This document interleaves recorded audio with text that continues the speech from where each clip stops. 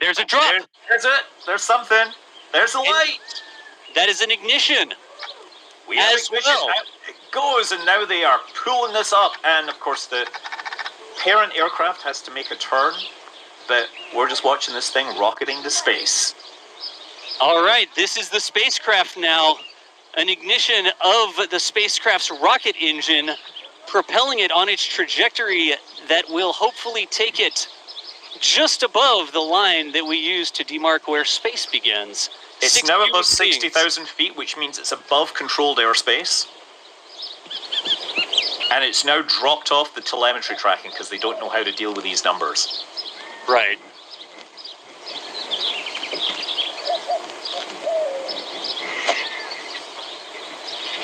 Good exhaust trail there. Yeah, again, all aerodynamic control during this. No gimbals on that engine. It's just a rocket engine.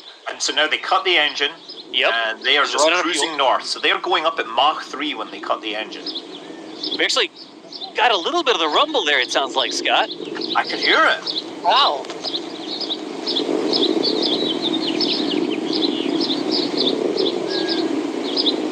Just a white dot with 6 human beings aboard now.